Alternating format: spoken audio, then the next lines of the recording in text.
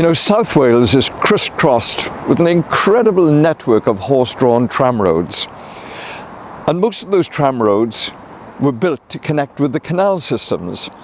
But this one, the Bridgend Railway, is different because this was built to connect to another tram road, the Dyffryn Llynfyn Pwllcol tram road, which is just about a mile away north from here. Of course, this has changed now because it's now a tarmac road and we've lost all trace of what the tram road looked like. But if you want to get an idea of what an original horse-drawn tram road looked like, we just need to take a little walk down the pathway behind me.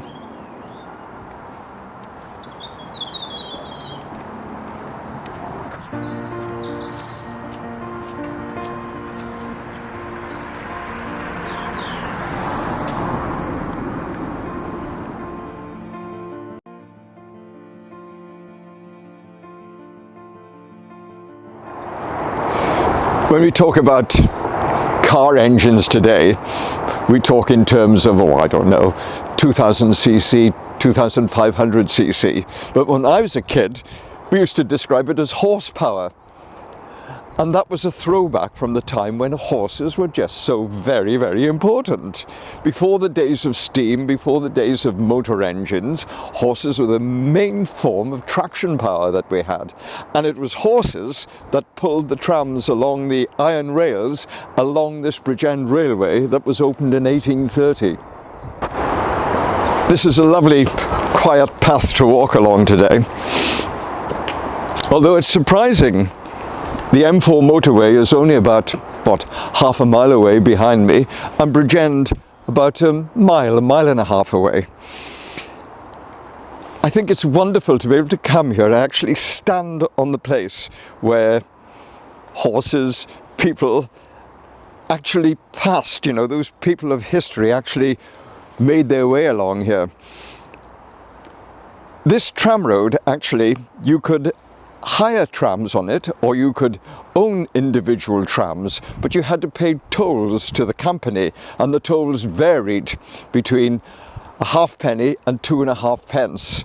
The cheapest tolls were for the carriage of manure and building materials. The most expensive tolls were for iron and manufactured products. And on high days and holidays, they used to put boards across the top of the trams, because then they would use them for conveying people from Bridgend into the countryside for a nice day out.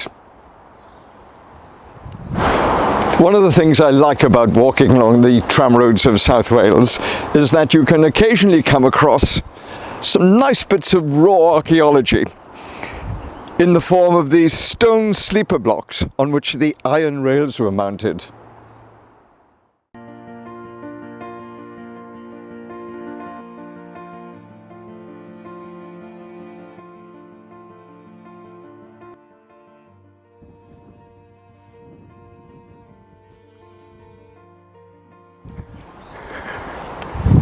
My goodness, this place holds very many fond memories for me, because when I was a youngster back in the 1960s, I was then, as we called it then, courting a young girl from Bridgend.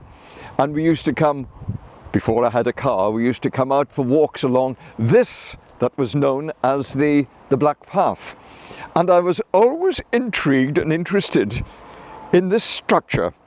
I thought it was a house that had been burned down, but it wasn't until many years later that I started to study the industrialisation, the industrial history of Wales, that I discovered that this is a site, an actual site of a charcoal-fuelled iron furnace that was built in 1589 by Sir Philip Sidney, who was the first Earl of Leicester. So where I'm now sitting, where my feet are, this is where the actual iron ore was smelted, and then the smelted iron was run out, probably in front of me here, into the casting house, into troughs cut in sand that were known as pigs, and it was that pig iron that was the saleable commodity that was then taken to forges and smithies in the surrounding countryside, and of course much further afield. You know, regardless of the efforts of humans to build things and make structures. Given time and given enough space, and nature will eventually take over everything. And I just love the way that this iron furnace is now covered by this incredible root system, indeed is being supported by this tree. Pretty good.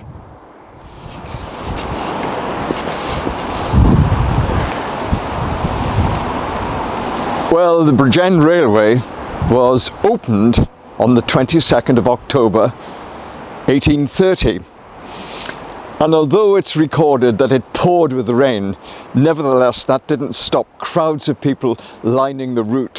The church bells were rung, cannons were let off, and it's noted that the gentlemen of Bridgend spent an evening of great conviviality in the Globe Inn. So you can take that for whatever it means.